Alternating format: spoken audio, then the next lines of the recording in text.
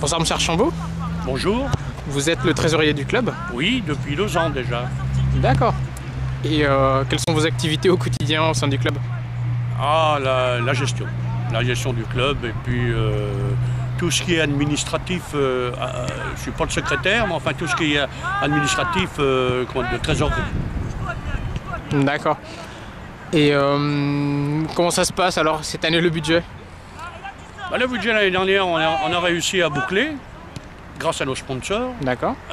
Comment dirais-je, des subventions qui nous ont été données par la mairie, le conseil général. D'accord. Nos sponsors, je l'ai déjà dit, nos licenciés.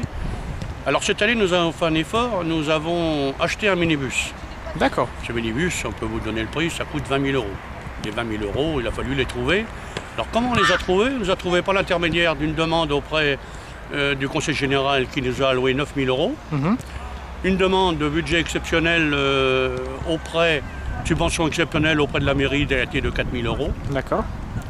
Pour compenser cette différence des 20 000, eh bien, nous avons organisé une tombola qui nous a rapporté 3 000 €. D'accord. Et puis le reste, eh bien, le club a mis la main à la poche dans son budget personnel. Et puis on est arrivé à boucler ce projet d'acheter un minibus qui n'est pas une mince affaire pour un club.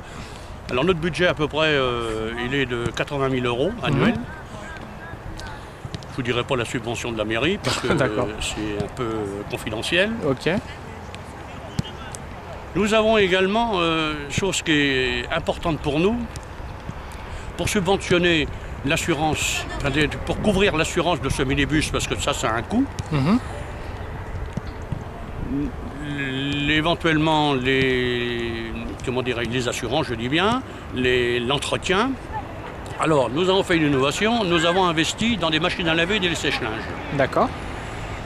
Ça nous a permis de laver nos maillots, de les plier, de les préparer, puisqu'avant, ça nous coûtait à peu près 2 500 € rien que de teinte de blanchisseur. D'accord.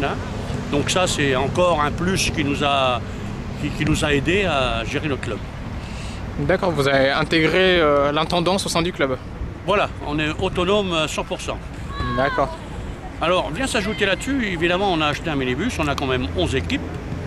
Et bien évident pour transporter tout ce monde-là, puisqu'il faut reconnaître que les parents, maintenant, autant comme ils nous donnent un coup de main pour transporter les jeunes, maintenant il y en a de moins en moins.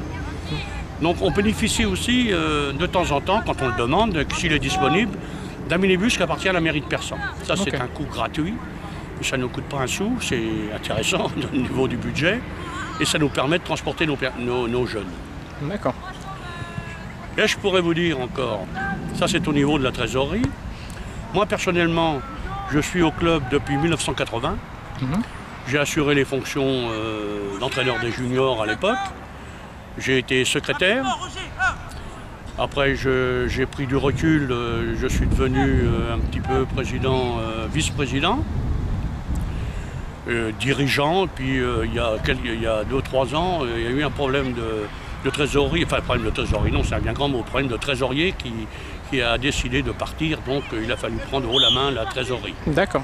Donc tout ce que ça engendre comme problème quand on prend la suite d'un trésorier et puis qu'il laisse dans l'état, c'est pas facile pour trouver tout le monde, mais enfin on y est arrivé. D'accord. Et notre première année a été couronnée de succès au niveau budget, au niveau fonctionnement, la deuxième année, la troisième année se présente bien.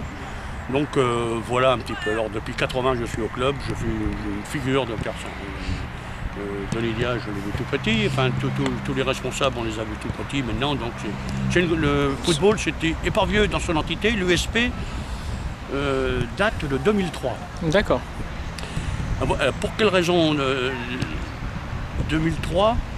Puisque avant ce club s'appelait le club sportif municipal de Persan. D'accord, le nom a changé. Le nom a changé, pourquoi il a changé? Parce que la mairie a décidé de toutes les sections qu'elle avait, c'était au sein du club sportif municipal, il y avait plusieurs sections et plusieurs disciplines. Donc chaque club, chaque association, chaque session plutôt, prenne son autonomie. D'accord. Et pour ça, ça n'a pas été simple, puisqu'il a fallu s'inscrire auprès de la direction de la jeunesse et des sports, chose qu'on n'était pas. On était par le sein du club sportif municipal. Donc il a fallu faire tout ça. Et donc on a perdu le CSMP avec un coup au cœur parce qu'on était habitué à ce club. Et ils sont appelés USM Persan 03. D'accord. Pourquoi 03? Parce que ça a été créé en 2003. 2003, d'accord. Voilà. Là, ça c'est le club. D'accord. Alors, le nombre de licenciés, on a à peu près dans les 300 licenciés, tout compris, avec dirigeants, joueurs et arbitres. Nous avons 4 arbitres.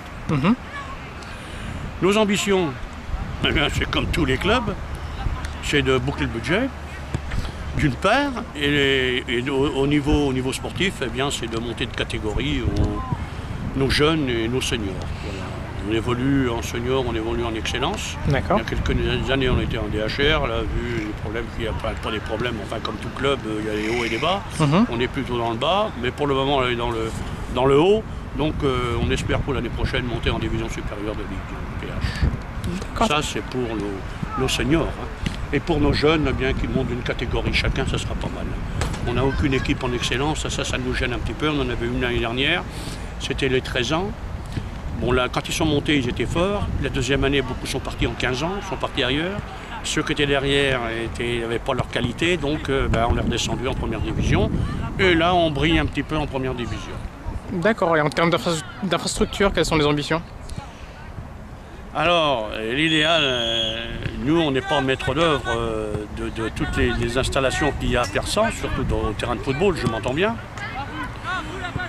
Alors, on a quelques difficultés l'hiver. Les terrains sont souvent impraticables. On a un terrain stabilisé qui a été refait il y a 3 ans.